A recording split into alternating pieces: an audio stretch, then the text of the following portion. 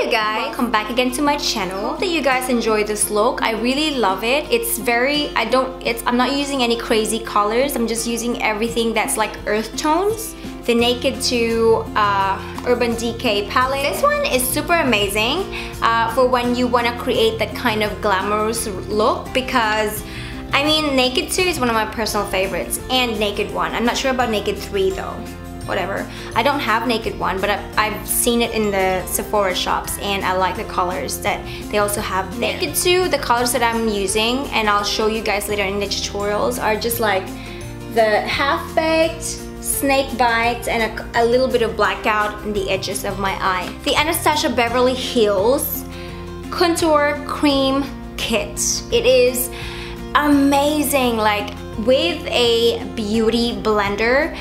Everything blends seamlessly, and it's so creamy. It blends in your face like I probably have 5 tons of makeup here in my skin right now. I'm not surprised why I don't look bloated, but before you purchase this in Sephora, practice, because you're just gonna get disappointed if you're not gonna know how to like blend all of this. There you go. If you wanna know how to get this look, then please keep on watching. But first, don't forget to subscribe. I love you guys. If you still have any questions and any looks that you want me to do, please let me know. Have a nice day. Mwah.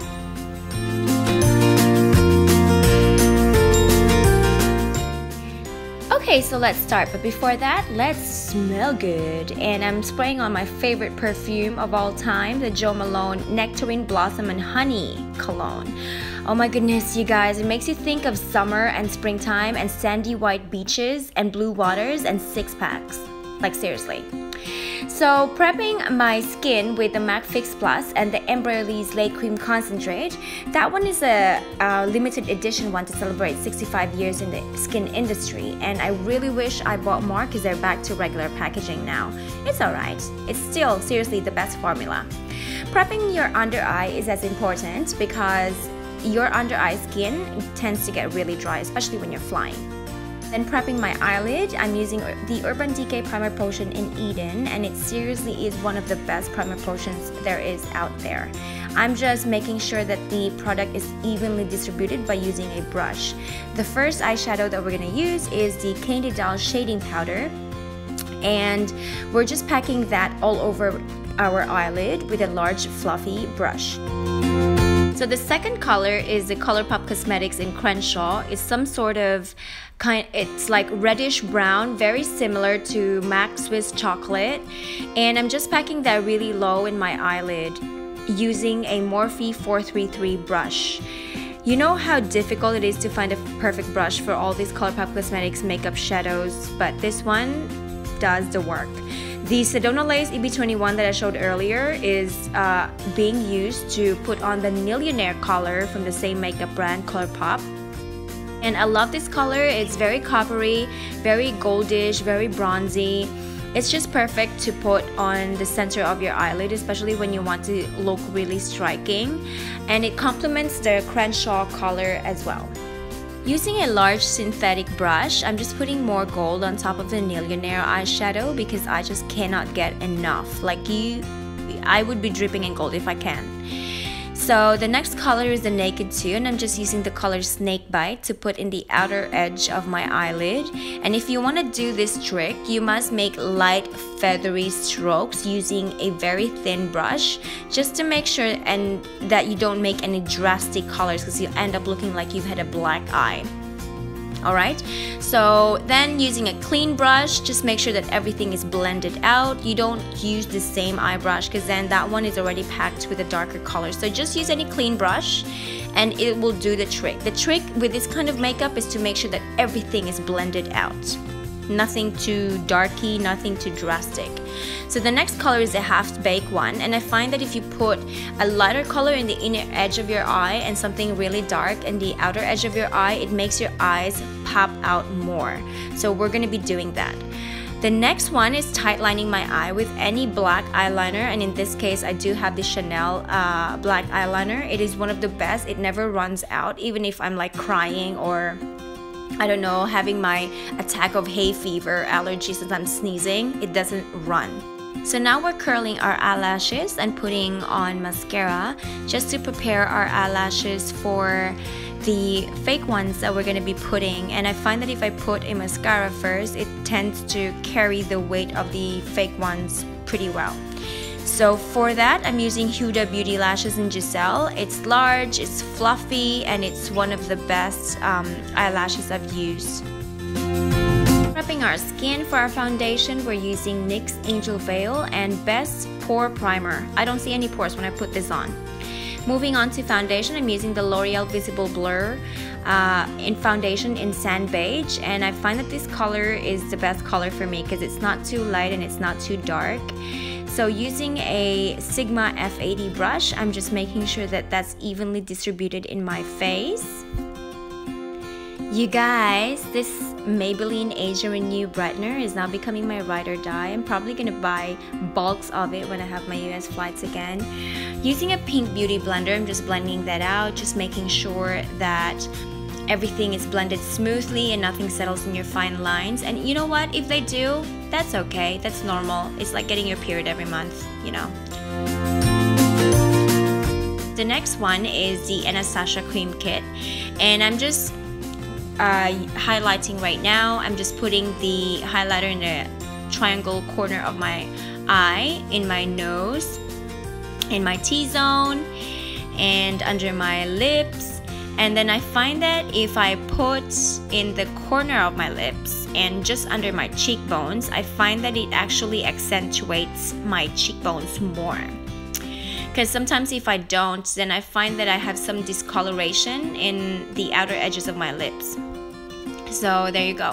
And then the second darkest color of that particular palette, I'm just using that to contour everything in my face, from the top of the T-zone to my nose, to my cheekbones, to under my jawline, and as well as under my lips.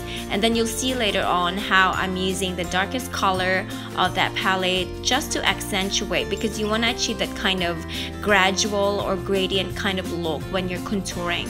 And trust me, I look like a horror right now, like a character from Avatar, but later on you'll understand what I mean by blending it with a beauty blender.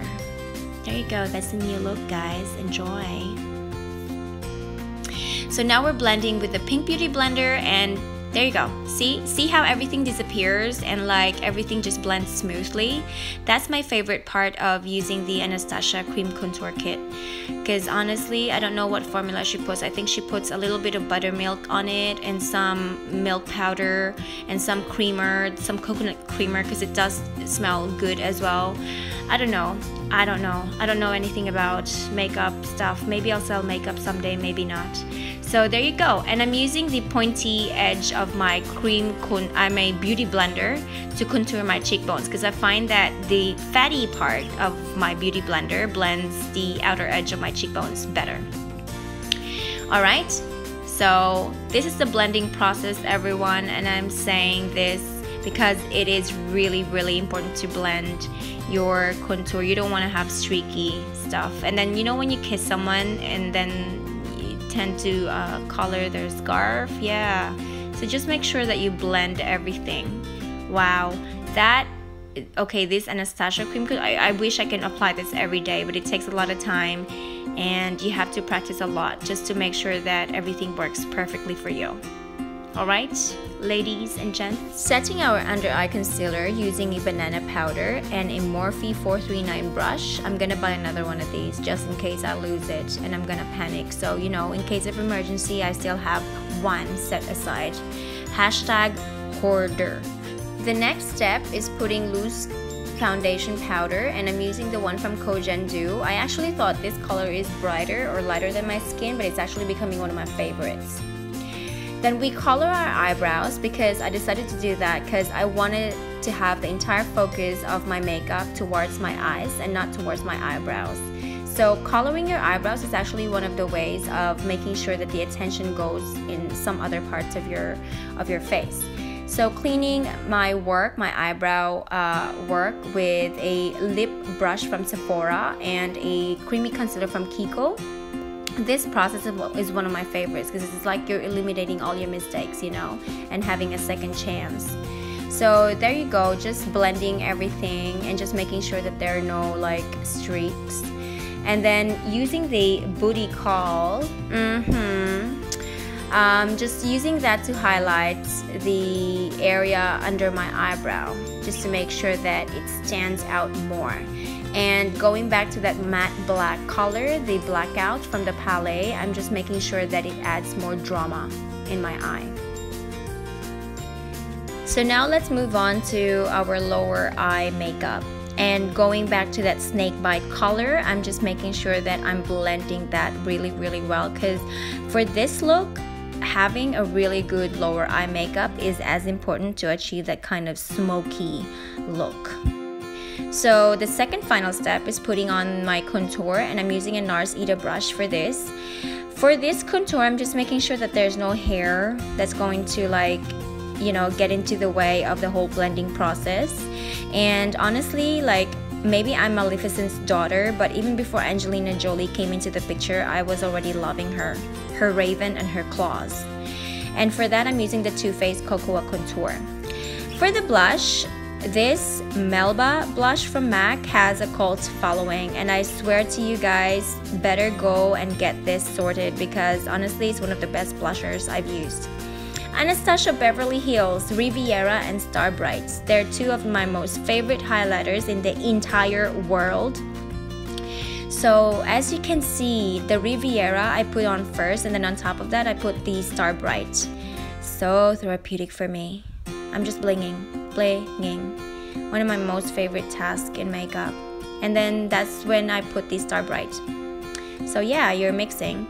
For the lips, I'm kind of confused whether to choose those ones that I've put, but now I've decided to put the Soft Spoken from NYX Lipstick Suede, as well as the Sandstorm that I've explained to you guys earlier on.